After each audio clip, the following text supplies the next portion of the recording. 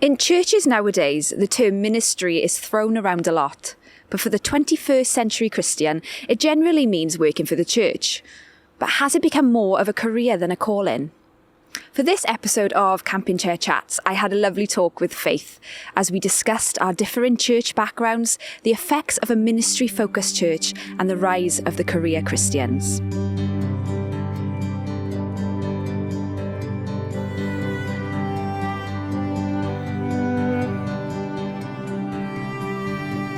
So what are we talking about, Claire? What are we talking about?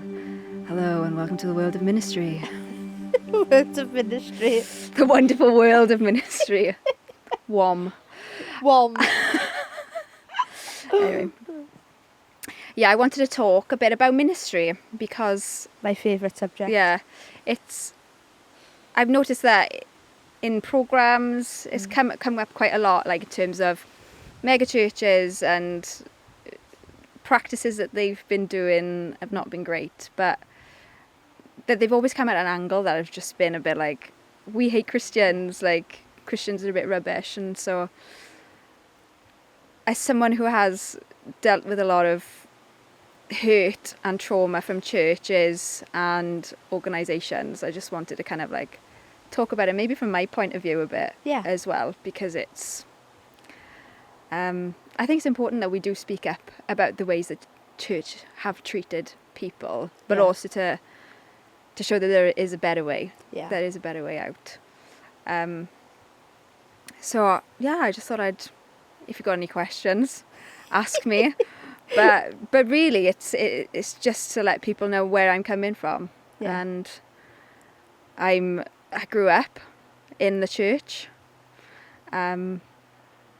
and was very, very, I guess, faithful.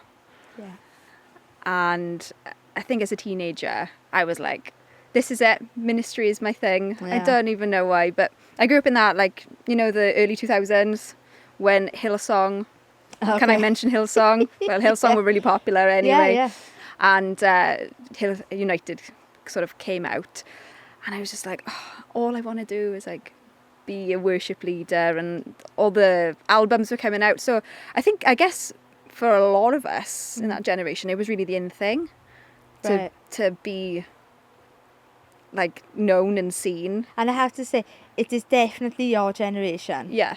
Because my generation didn't have that in them, I don't think. I think we came off the back of our parents were in church 3 times on a Sunday. They were in ministry constantly. They were in church every day of the week. Yeah. We understood ministry from a different perspective. Yeah. Whereas then your generation comes along. Well, our generation first was, I'm not doing that. Yeah. I'm not going to church 3 times on a Sunday. I'm not spending every day of the week in church. No. And then your generation comes along and then comes with this view of ministry that's almost like a platform.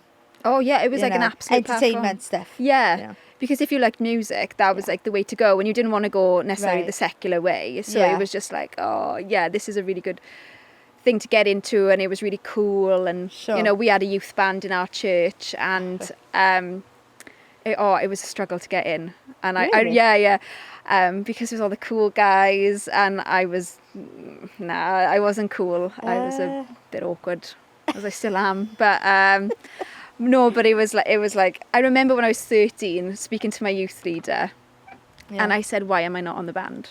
Okay. And she was like, I said, I'm much better than any of them who are up on there. I have no idea why I'm not on there. So that was kind of like the mentality that I had. I was like, I deserve to be up on there. I'm like way more talented. Yeah. I can play guitar, I can sing like tons better than any of them. Oh, okay.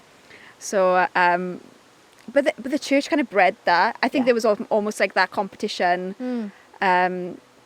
You know, the youth, I think our pastor was very like, the youth are the most important generation in this church. He was very much focused on the youth.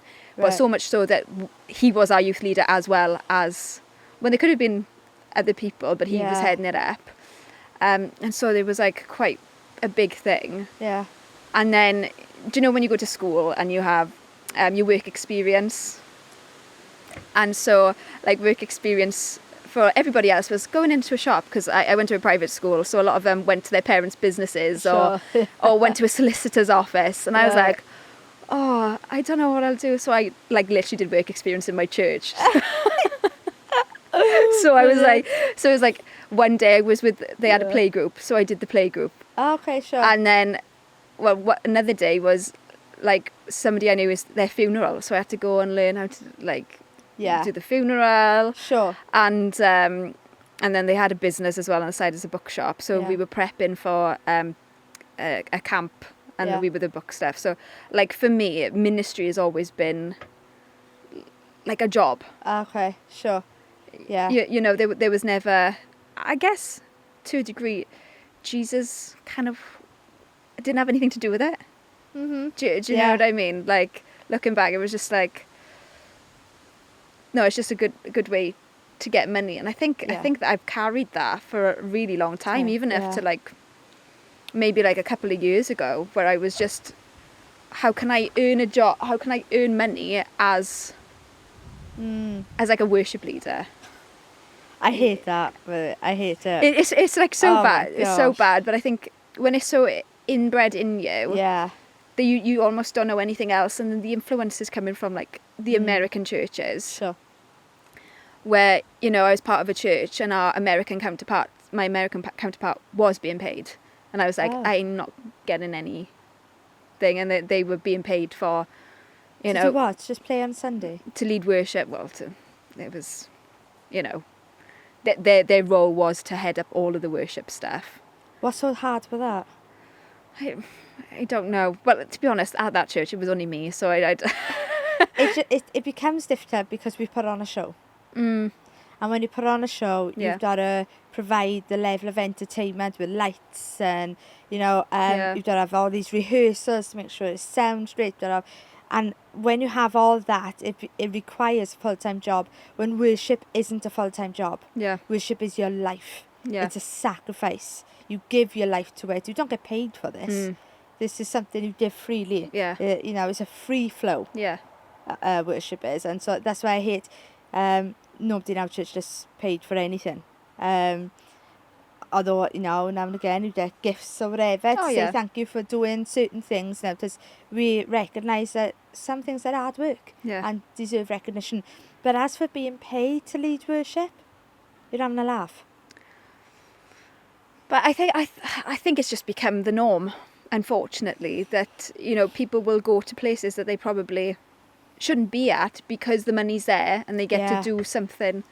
And you have to audition these days, don't you, to be in worship teams? And well, I was actually quite lucky, the fact that I didn't have to worship in our audition for our worship team. Okay, sure. I got in just before they started the auditions. I actually asked. I said, can I be in the worship team? I mean, I was so gagging for it. You know what I mean? I was just like, I need to be up on the stage. You know what I mean? Totally. And you know, and they didn't hesitate to give me critiques. I had like a whole email saying what I was doing wrong and stuff when I first started in the worship team. You're holding the mic wrong. You need to be holding it like this. You're a bit too enthusiastic. You know, those type of things. Okay. You need to start acting this way, that way. In the worship team. Because it's all in the Psalms. These instructions are hold the mic correctly, please. Hold it by its lead and not.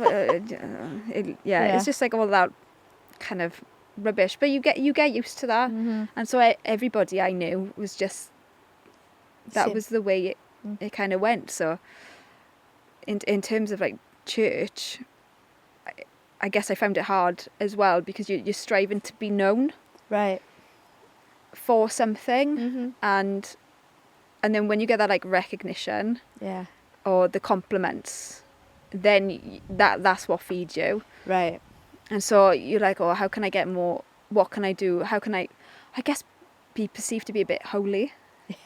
Like, do you know what I mean? Totally. It's just like, oh my gosh, I'm putting my hands up lots. That means that I'm doing I seem to be better than everybody else. Or like, how can I cry? Or how can I get the crowd going? Do you know what I mean? Yeah. It gets a bit like. But it's not an authentic work of Christ, then, is it? No. It's trying to manipulate people to come into agreement with something that I believe should be. Yeah. And that's not good. No. Showing up and being, God, I don't know how to do this. I just know who you said I am, and I'm just going to bring an authentic gift, no matter what it sounds like, what it looks like. Because I've had people on my worship team that can't sing, can only play 3 chords, and that was myself. And it was never about, because everyone always quotes this to me, be excellent at what is good. But they always seem to leave out the next half, be innocent of evil. The context that isn't be excellent at your instrument. That's not, it's be excellent at doing good. Right? Doing good things, loving people, having grace for people, correcting people, discipline. Be excellent at those things. But your instruments and everything that is your own deal. Now, you know, I've taught people who've done no musical ability at all. And I said, listen, these 5 chords, just learn them inside out. And as long as you know those inside out, you will look like the best musician ever. Yeah. Because all my songs are mostly in the same keys, which you know. And they do. They look like the best musicians in the world. Yeah. But yet they can't play any more than those 5 chords. But it doesn't matter, it's the heart in which they bring. They play that instrument and those 5 chords before the Lord, because that's all they've got in their hands. Yeah. I'd rather that level of authenticity than someone who can play and professional and they sound amazing, whatever, and yet they're up there to gain a platform and admiration from the congregation. They're not pointing people to Jesus. No. They're pointing people to themselves. Yeah. And worship has got to come back to the reality. That song, and I can't remember who wrote it, maybe Matt Redman, and coming back to the heart of worship. Yeah. And it's all about you. Yeah. And that's a hard thing to do, because you've got to uproot every want to be recognised. Yeah. Every want to be flattered. Because flattery, it says in the Bible, is a form of witchcraft. Yeah. Right? Yeah. And we want to gain attention, so that it makes us feel better. Like we are fulfilling a purpose. Yeah. Worship ain't there to fulfill nothing for you. I guess that is what I struggled with when I first came to church on the move. Right. Because that was everything I'd ever known. Everything you said not to do is what I did, you know. Yeah. And then I joined an organisation, charity, church, whatever. They couldn't really pin it down. They couldn't put it down. No. And it was brutal. It was, I think, it almost brought out the worst in everybody. Sure. Because, and you know, this isn't to expose who they are. No. Because I've forgiven and what have you. Yeah. But it's also to bring, okay, there are certain things like what not to do, you know. Sure. I think that's what I learned during my 5 years of being there, was like how not to do things. Yes. Which was, you know, good in itself. Yeah. But there was such an air of competition between everybody. That's not good. Literally, because everybody was a performer. And so it was like you almost having to keep your eye behind you. Do you know what I mean? That, like, just in case somebody stabs me in the back. Yeah. Or, you know, get something before me. And and then it just sort of bred, like, their whole ethos was excellence. Sure, yeah. But the root of the problem there isn't excellence, and it isn't professionalism, it isn't competition. The root of that problem is they don't know how to love each other, because you're in love, you prefer each other. Yeah. So when you love someone, you're not in competition with them, but because people are not taught how to love in church, they end up in competition and they end up in all these things, because the root of the problem is a lack of love. Yeah.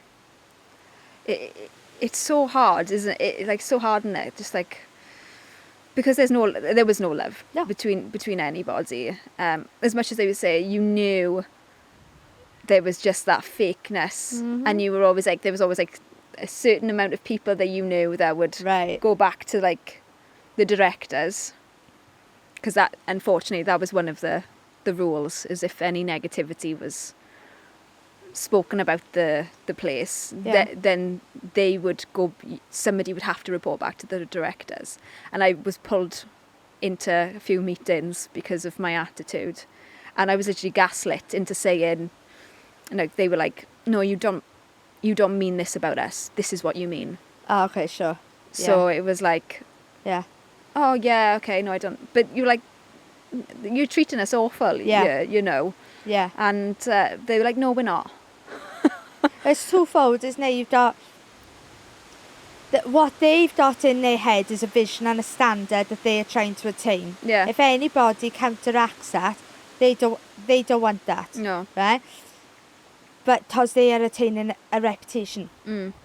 Jesus was of no reputation. Yeah. So the difference between a church and an organisation or a ministry that's focused is Jesus is that they won't worry about their reputation. Because Jesus wound everybody up.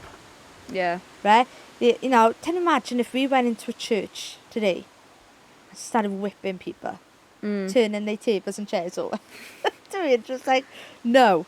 Yeah. It's just one of them things that you can tell a church and a ministry by their fruits. Yeah. And their goals by if they are chasing after the one who was of no reputation. So a church that wants reputation and reprimand the people for saying something bad about them, they're not focused on Jesus. Yeah.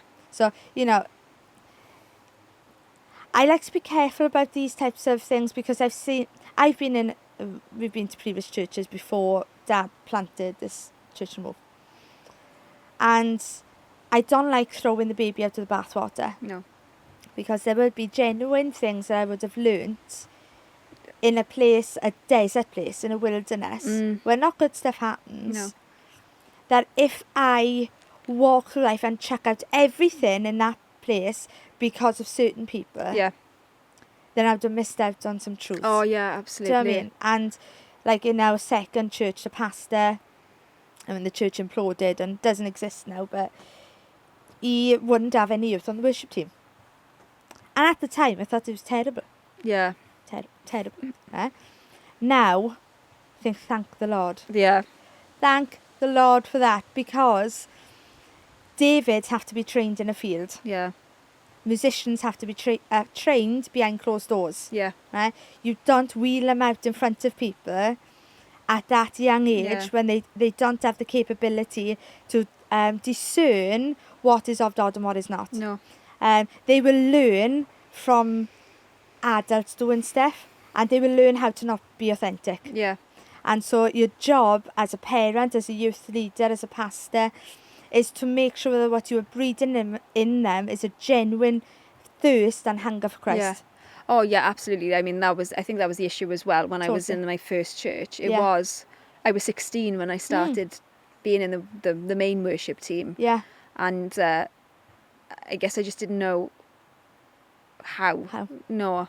And it was only, well, you know, like you were saying, when I was in that organisation, there are good moments as well. And it was when I was 21, and there was just, I don't even know what happened.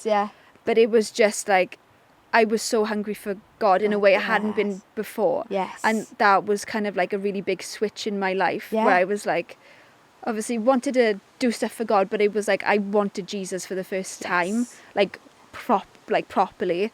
But some of these ministries will make you absolutely starving. For something more, and make you question it, and not the way that your parents have done it. No, there's got to be more than this. Yeah.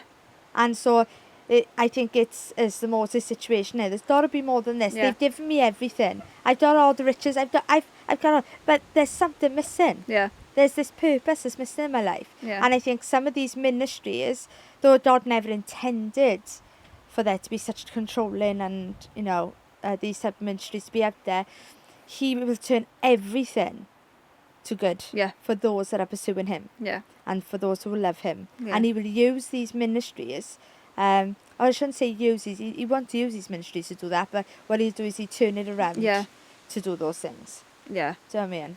Yeah.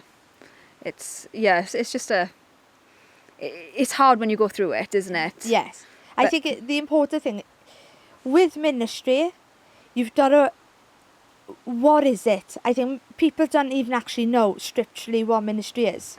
No, they So wouldn't. it's this thing that we wheel out, that if you're in a music band, a worship team, you're in ministry. If you're a full-time pastor, you're in ministry. That was never how it's actually presented in the Bible. Yeah. Because Paul was locked up in jail and he was doing Lord's ministry. Yeah. Right? So I think it's really important to decipher what is ministry.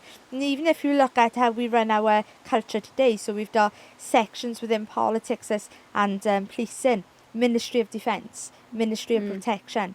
It's pockets of people and organisations that specialise in something. Yeah. Right? And so if you're in ministry, then what you're saying is that I'm specialised in something. Yeah. Right? So they say, well, what ministry are you in? I specialise in music. That's my end of the ministry. What's your ministry? I specialise in pastoring. Right? So it doesn't become my identity, it's what I do. Yeah. Right? And I think people have made ministry their identity. So it's what I can get from it rather than what can I give to it. Yeah. Right? And once you understand ministry is what can I give to it, you don't look for the money. No. You don't look for the applause. Yeah. It's about what I give. Yeah. And then I'll do it to a standard based on what I know I can give. Yeah. Do you know what I mean? Not what everybody else thinks I should give. Yeah, it's like, but it's unfortunately, it's like everything's been turned upside down. Right. Do you know what I mean? So it's like, it's not what I can give anymore, it's about what I can get from it. It's a career. That's what a career is. Yeah. You do something to get something. Yeah. And God never intended for church to be a career. No. So what are your thoughts on those career Christians?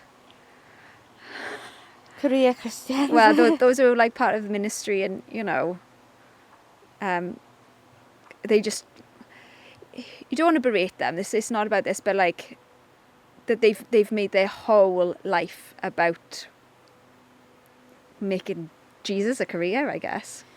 But that's the problem. They haven't experienced Jesus. And so they're using all forms of bridges to get to Jesus. Yeah. So, and it's all based on feelings. So I will do worship as a career, and that will appease my feelings and appease my identity and how people view me. Yeah. It'll also make me successful because I'll have money coming in, and then people will know that I'm successful and I've attained some sort of platform. Jesus ain't in that. No. Do you mean? And that's what career Christianity is that I'm going to do something to get something. Yeah.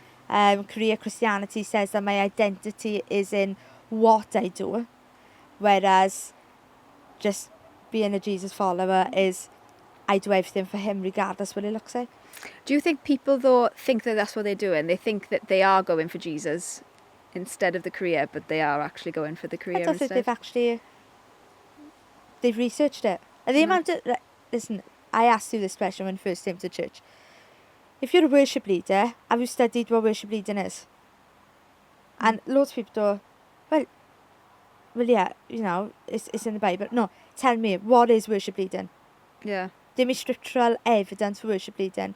What's your role? How do you function? What do you have to do? What's the responsibilities you have? Yeah. Most people just don't know. And I'm like, if you don't even know, if you were telling me that God has told you to be a worship leader and you don't even know the responsibility, you would never get a job like that. No. It's ridiculous. Yeah. This is why David spent time in the field, understanding his craft, understanding what worship was, you know, writing the Psalms, all these things, right? He spent time alone with God, finding out through scripture what is required of me. What is this tabernacle stuff? Yeah. Right? Where is worship in this tabernacle? And then he was able to bring a different creativity because music wasn't part of God's order. No. Right? People forget this. There was no music in the tabernacle. Yeah. So worship was void of music. Well, isn't the first mention of worship when Abraham is about to sacrifice Isaac? That's right. So. Right? So what have I got to bring along with my worship that makes it worship? Yeah. This is the thing. Yeah. Music is not worship. It's what I bring with it, that is. Yeah. And this is what David understood was that, and that's why God called David a man after my own heart, because he understood that the music doesn't cut it unless I bring something to it. Yeah. Right? And that's what, you know, the worship altar is all about. I've got to bring something of value, a burnt, you know, that it says smoke goes up in it before the Lord. I've got to bring something that smells good before the Lord. But I've got to have the fragrance of Christ about me then. Yeah. So I got to bring the heart of Christ to the table. Yeah. I mean, and I think people are just used to, oh, well, you know, my worship says I'm bringing my instrument before the Lord. No, it's not. That ain't No. worship. That's your gift. And your gift is without repentance. Yeah. The scriptures say that. So if you think that you can bring your gift and that's going to be enough to appease the Lord, you've got it wrong. Yeah. You've got to bring something with it. Right?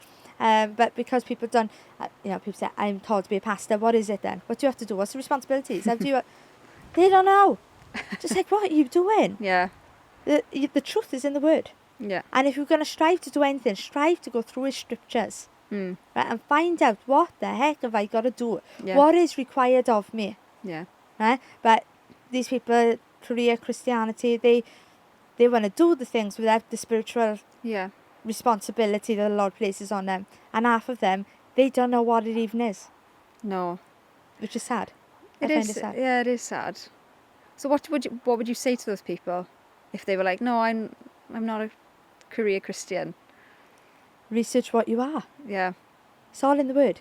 Yeah. If I want to find out who I am, I need to find out who Jesus is. And the Bible is the reflection, it's the revelation of Christ. It's not my instruction manual. Yeah. And I hate that. You know, people say, oh, it's the instruction manual for life. No, it's not. It's the revelation of Christ. It is not my experience, it's his experience. Yeah. My salvation is not based on my experience, it's based on his experience. And so if I want to know how salvation functions, I don't look at my own life, I look at his. Do you mean? It's that whole deal, isn't it, of those two trees in the garden. Yeah. And one is the knowledge of good and evil, and one is the tree of life. And we constantly go into the tree of good and evil, and it's hit and miss every time. Yeah. Right? Sometimes I know who I am, sometimes I don't. Sometimes I understand this, sometimes I don't. Sometimes Jesus is this, sometimes he's not. Yeah. Tree of life doesn't act like that.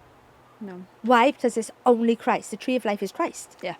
And so the word of God is the revelation of who he is. And so if I'm going to find out who I am and have the revelation of who I am, I need to pursue the revelation of Christ. The only way you can pursue who Christ is through the word of God. Yeah. There's no other way. No. Tabernacle reveals that to us right at the beginning of the Bible. Yeah.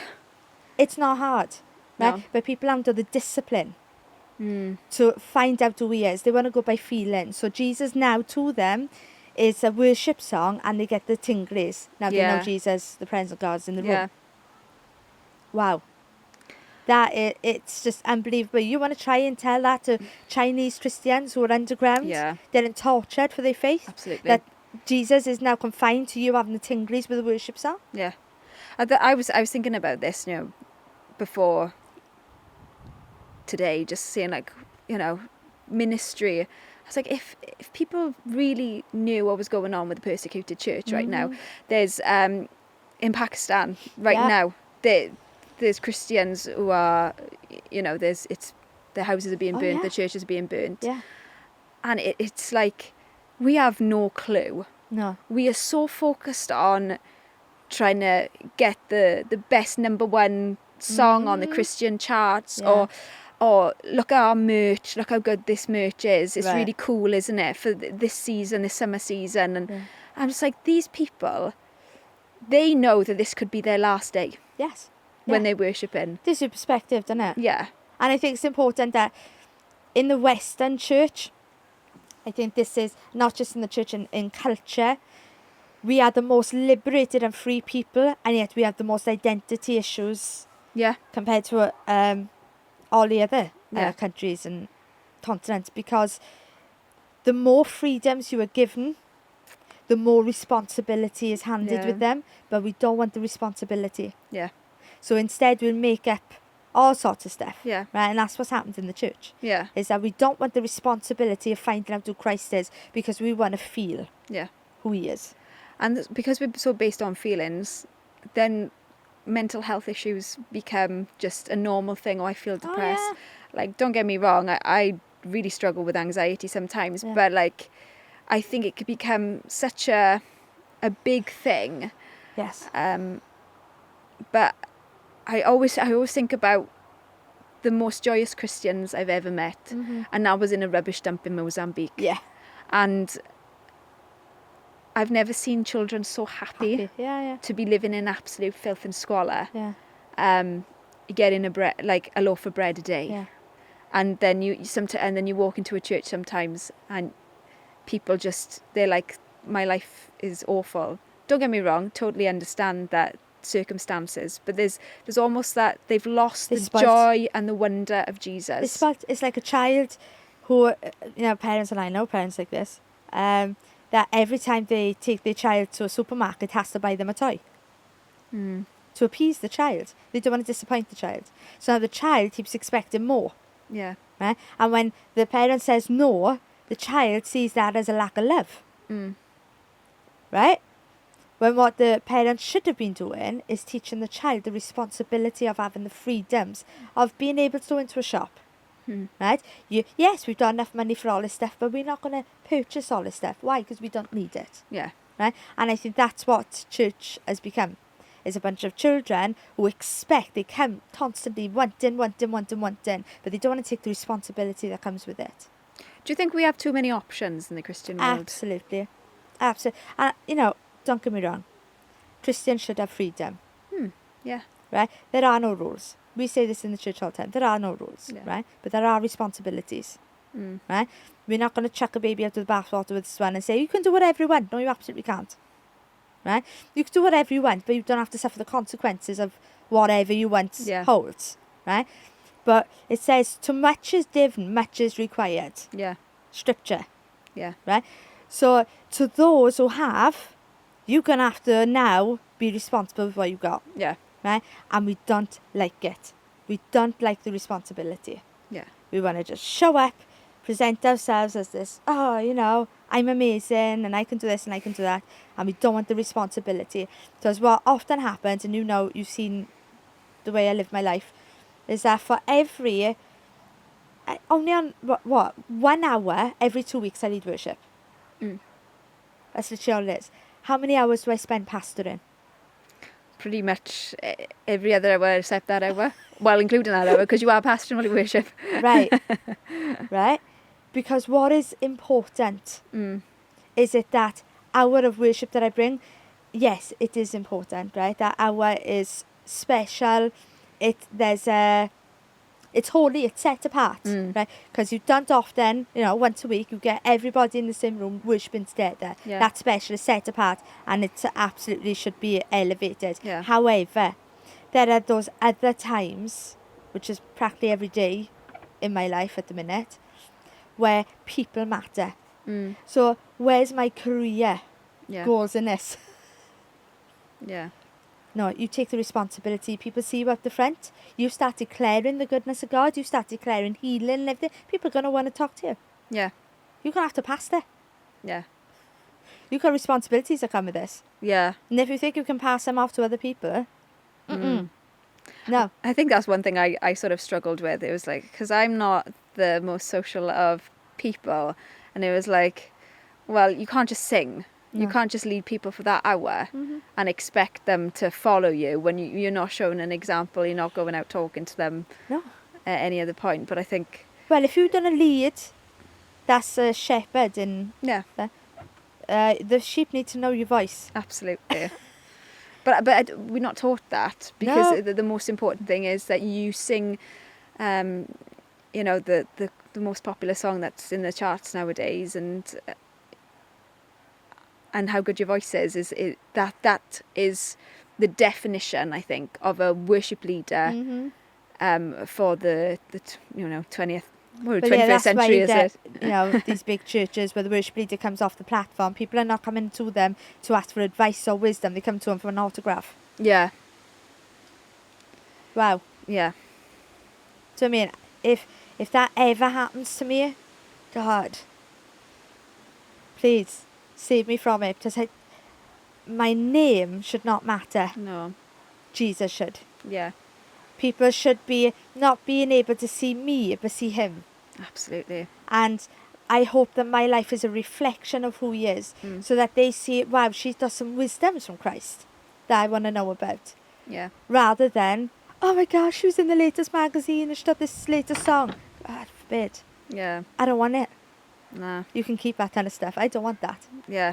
Because if it ain't Christ, I don't want it. It's not enough. It's not enough. No. And I've been part of this Christian music scene just in behind the scenes and stuff, and it's horrible. Yeah. It's just awful. Yeah. And unfortunately, most of the Christian music's mediocre anyway, so you're giving over your life for something that's a bit rubbish. Yeah. Now, so I've got no problem with people making Christian music and selling it. Right? I haven't got an issue with it, but what I've got an issue is that becomes the purpose. Yeah. So when the purpose is to earn money, now we've gone into a grey area. Now we've gone into this weird world. So this is what we've done now, career pastors, right? Yeah. So they're going to be in a pastor because that's their career choice. Yeah. When they weren't called. No. And they'll never survive. And that's the tragedy. If God didn't call you, you'll be burnt by it. Yeah. Right? And that's the tragedy of ministry at the minute. Got a whole lot of people that are not called and being burnt. I mean, there's documentaries about it. Yeah. Right? So unless you are called to it. Yeah. Unless you can accept the responsibility of it. Yeah. It won't work for you. So at the beginning of this year, I did a program called Wales in the Wilderness, and we had this massive chat, and I think half of it was cut because it was not relevant. It was very long, and it wasn't kind of relevant to the show. And we did talk about conferences. Yeah. But that was 6 months ago. Mm-hmm. Has your opinion changed on that? So, a bit, yeah. Because at the time you were I think all of us tired, just had enough of conferences. Well, anything like that, the bands are going on tours, all these, selling merch, this and the other. But we just be kind of, no, thank you very much. Yeah. I think there's a perspective change on me with that one. Okay. Just because if I view conferences, meetings, people through my fruitfulness, I see they lack.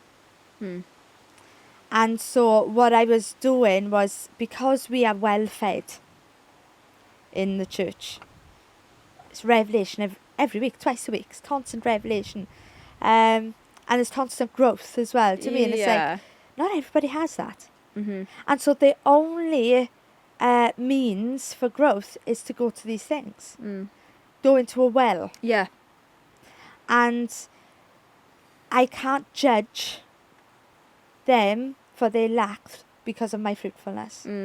That's good. And so I have taken on... Do I think a conferences are all healthy and stuff? No. Right? I still have the thing that some conferences are not healthy, and they put on for that church to earn money, to bring in renowned speakers and worship leaders to gain popularity, to get in the ministry circles. That happens, and I'm not up for that. I don't think that's right. However, what I do think is right is conferences that are aimed in blessing people. Obviously, I'm really good friends with Toby from the States, and she lives over here in Wales. And we were talking about the conference that she's about to do called Flourish. And the heart of what she was telling me, I could get on board with that. Yeah. I want to bless women. Yeah. I want women to come away there feeling so full and refreshed. And I was like, God, that is a good heart. Yeah. That is the heart that wants to present Jesus. Yeah. However, you've been there too, where we've been with people who are doing conferences and they've done, well, we'll bring the money in and we'll get on, more popularity and it'll gain momentum. And it's like, wait, what? Yeah. This isn't what a conference is about. So I've diverted a little bit of perspective. Okay. And I'm trying in this season, because we've got to grow, right? I'm trying in this season to not diminish people based on their lack. Yeah. Just because I'm fruitful in that area. Yeah.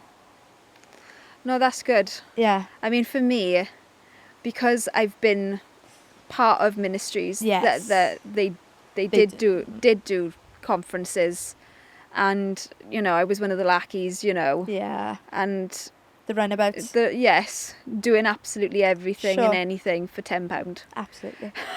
Yeah. It's kind of hard for me to get on board with conferences. Some, like, there's ones that have been like worship ones, and it's just been worship. I can get on board with that. Yeah. But the thought of like sitting, listening to people speak. Yeah. Doing like weird activations, Oh yeah, I prophetic don't like activations. the activation stuff. No. It's just awkward. I mean, it's just weird and awkward. There's only so many things you can see when you stare into a cupcake. Right, I'll just say that. But it's really hard because there's a lot of people who they're so hungry for it. Yeah. And you see that their lives do change because of it. Yeah. But then I can see the both sides of. Yeah. Or the people who come are treated like queens, and rightfully so, because they're paying the money, so they should be treated well. Right. Sure. Yeah. But then I see the other side of when the volunteers, I guess. Yeah. This is why I think conferences should be freely given. Now, I know some people put on conferences and they have to cover the bills, and I understand. Overheads are obvious. Yeah. So they have to charge like a minimum amount, but like, I think it should be a gift. And I know it's not practicable for everybody, but I can only speak from our experience of Church and Move. If the money ain't there, we don't do it. Yeah. Because I don't want people to pay for the Word of God. No. I don't want people to pay to be encouraged. I don't want people to pay to listen to me do worship. I'm just like, no.